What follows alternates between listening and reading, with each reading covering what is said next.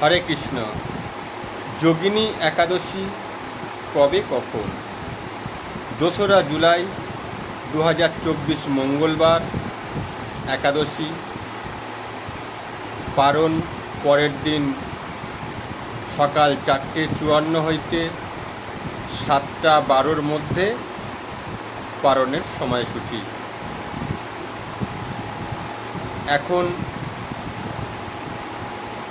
পাঠ করছি যোগিনী একাদশীর মাহাত্ম্য কথা। সমস্ত ভক্তবৃন্দ মনোযোগ সহকারে সবাই এই মাহাত্ম্য কথা শ্রবণ করবেন। ব্রহ্ম বৈত্র পুরাণে আষাঢ় মাসের কৃষ্ণপক্ষের একাদশীর ব্রত মাহাত্ম্য যুধিষ্ঠির শ্রীকৃষ্ণ সংবাদ রূপে বর্ণিত আছে। যুধিষ্ঠির বললেন, হে বাসুদেব, আষাঢ় মাসের কৃষ্ণপক্ষিয়া একাদশী মাহাত্ম্য কৃপাপূর্বক আমাকে বলুন।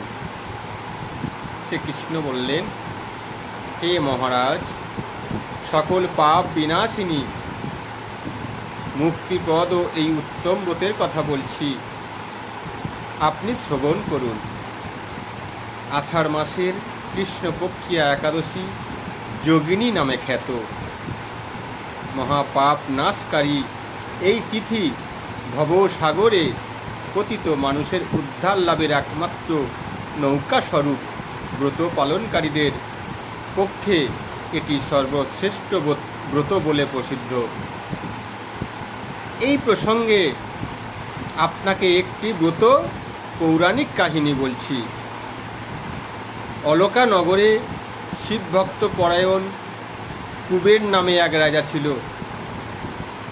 তিনি প্রত্যহ শিব পূজা করতেন। তার হেমামালী নামে একজন মালী ছিল। প্রতিদিন সে শিব পূজার জন্য মানস সরোবর থেকে সে ফুল তুলে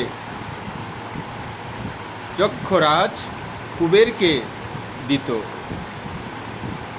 বিশালাক্ষী নামে হেমামালীর এক পরমা রূপবতী পত্নী ছিল।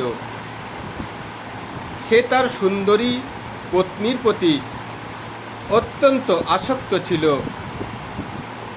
একদিন সে তার স্ত্রীর প্রতি কামাসক্ত হয়ে পড়ল। রাজভবনে যাওয়ার কথা ভুলেও গেল।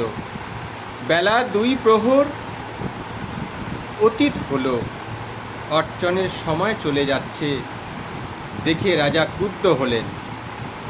মালির বিলম্বের কারণ অনুসন্ধানে এক দূত প্রেরণ করলেন। দূত এসে রাজাকে বললেন, সে গৃহে স্ত্রীর সাথে আনন্দে মত্ত।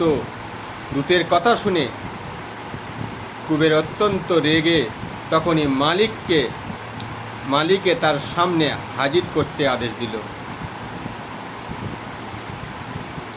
এদিকে মালি কুবেরের পূজার সময় অতিবাহিত হয়েছে বুঝতে পেরে অত্যন্ত ভয় পেল। তাই স্নান না করেই সেই রাজার কাছে উপস্থিতি হলেন।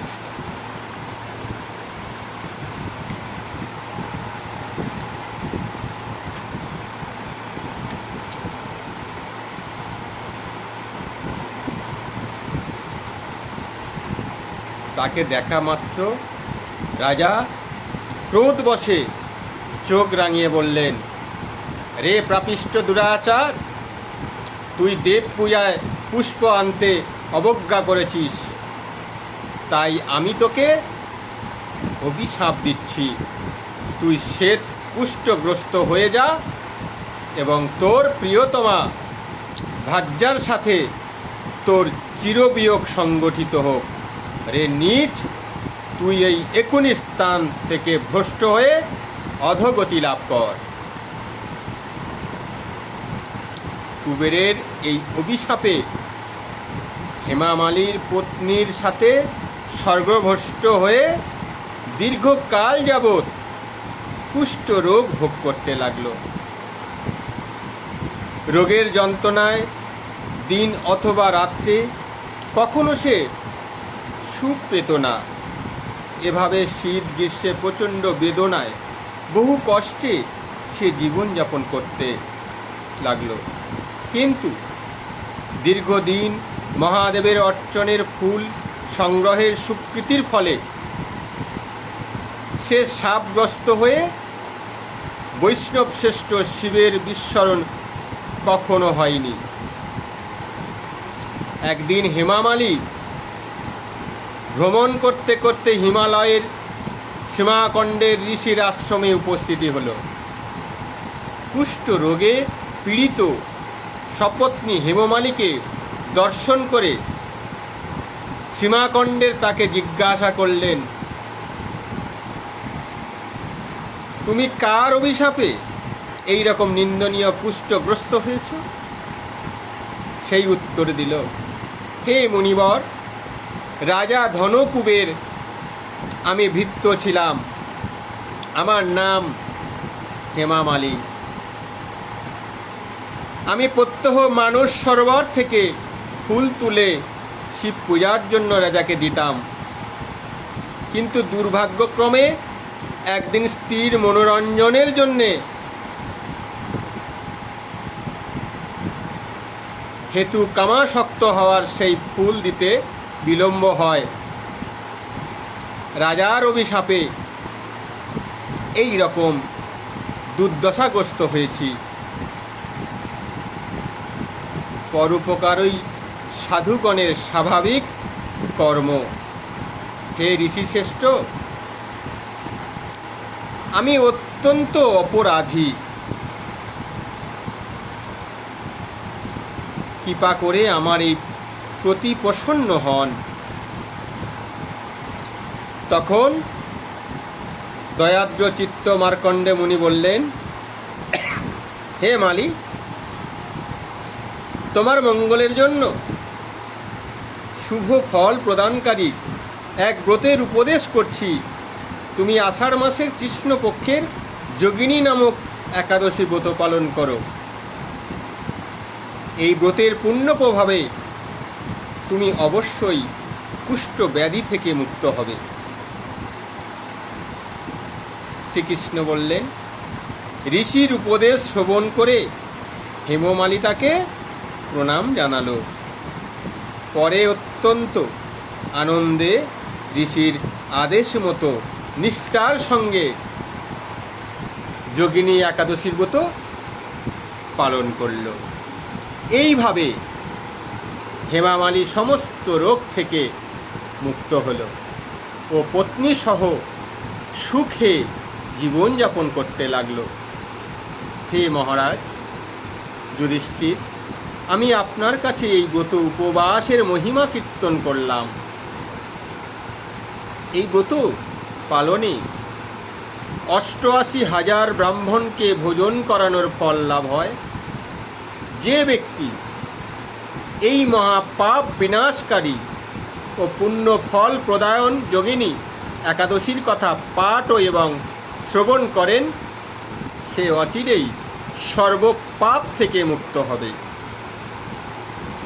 জয় শ্রীকৃষ্ণ চৈতন্য প্রভু নিত্যানন্দ শ্রী অদ্বৈত গদাধর শিবাসাদি গৌর ভক্তবৃন্দ।